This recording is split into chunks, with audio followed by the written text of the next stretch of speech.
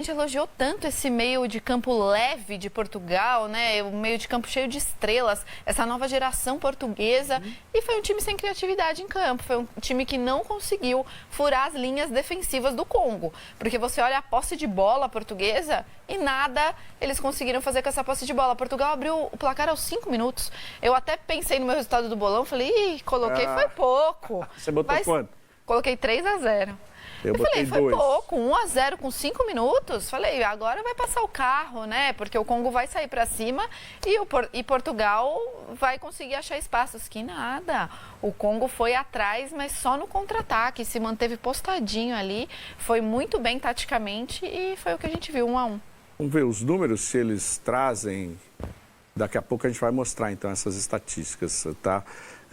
Agora, Portugal vai precisar vencer. Imagina as críticas que vão surgir lá nos jornais, mas agora vai ter que reagir. A equipe de Roberto Martínez foi uma decepção nessa primeira partida. Eu acho que Espanha e Portugal estão até absolvendo, aliviando a barra do Brasil, que ninguém enfrentou uma seleção tão forte quanto o Marrocos, tá? Então, o empate do Brasil fica até um pouquinho mais leve depois dessas estreias.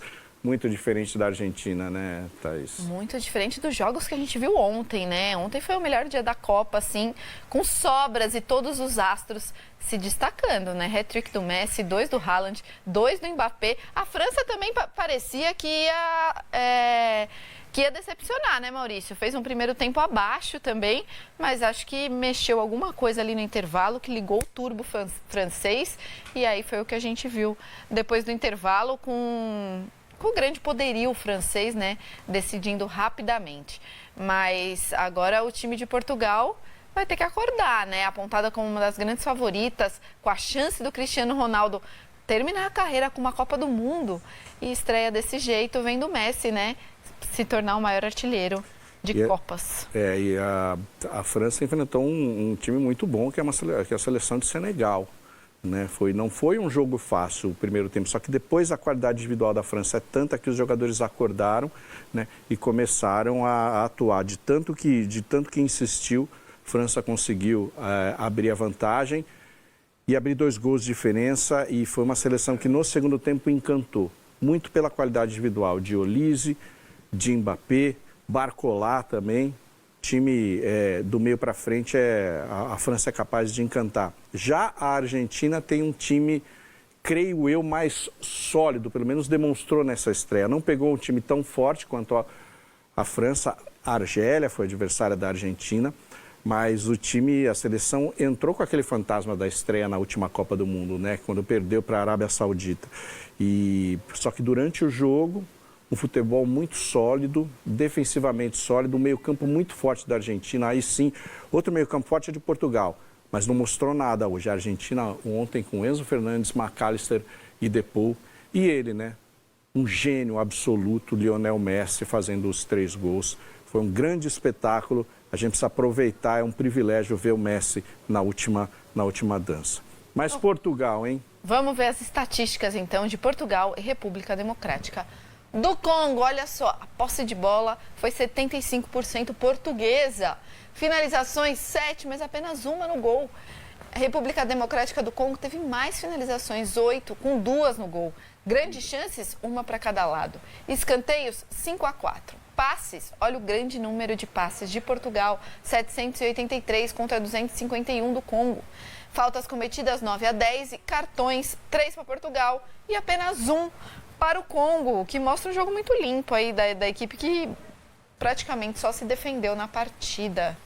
E acho que esses números mostram bem, né? Esses mostram bem o que foi o jogo, porque uma posse de bola, um volume de jogo inócuo da seleção portuguesa, bem fechado, o sistema do treinador francês do Congo, que é o Sébastien Desabre, muito organizado, jogadores fortes, disciplinados e com habilidade para sair rápido no contra-ataque.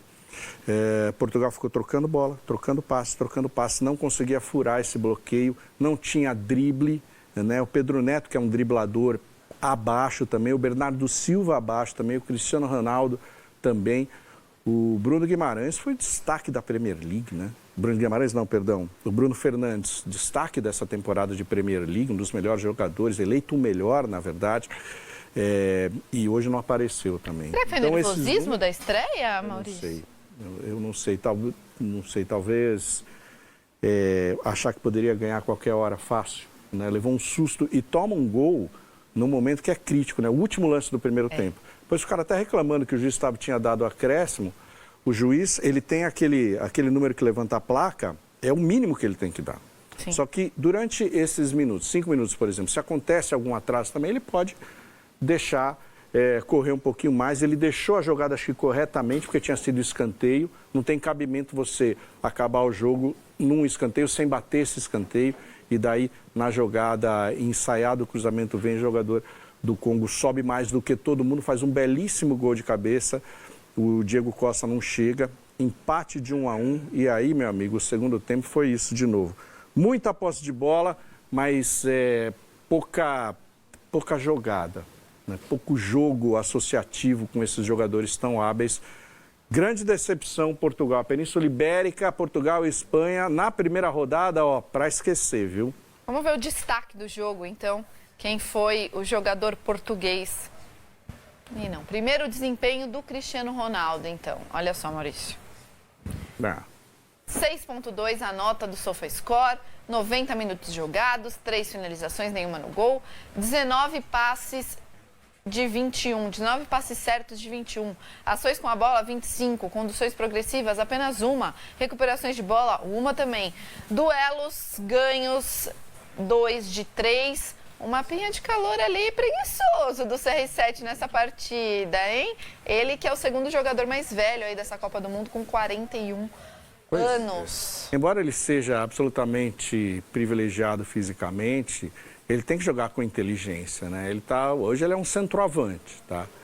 Que volta muito pouco, né? Para trocar a bola com os jogadores do meio campo. Mas nessa seleção de Portugal, ele pode jogar assim, por quê? Porque tem caras muito bons ali para fazer essa bola chegar redonda para ele. E esses caras também não trabalharam. Então, 3 finalizações, até algo razoável, né, para uma partida, não contra o Congo, não com uma diferença tão grande entre seleções, né? Mas ele teve ali 3 oportunidades, mas nem foram grandes oportunidades, não conseguiu converter. O Cristiano também, assim como todo o time de Portugal, deixa a desejar nessa primeira rodada. E assim como a gente viu na Argentina ontem, a Argentina foi um time coletivo muito em visão do Messi mesmo, né? Ontem o nosso amigo jornalista que entrou aqui com a gente, como que ele chamava? O Alejandro, ele falou que o Messi chegava para essa Copa do Mundo para ser protagonista, né? Que estava 100% fisicamente e que ia chegar como um dos pilares do time. E foi o que a gente viu ontem em campo, né? Todo um ataque da Argentina feito para abrir espaços para o Messi. E aí a gente viu o hat-trick dele. Portugal não conseguiu fazer isso com o Cristiano Ronaldo. O Cristiano Ronaldo bem marcado, não conseguiu decidir a partida como viu o nosso hermano Messi fazer. Vamos ver então a tela do destaque de Portugal.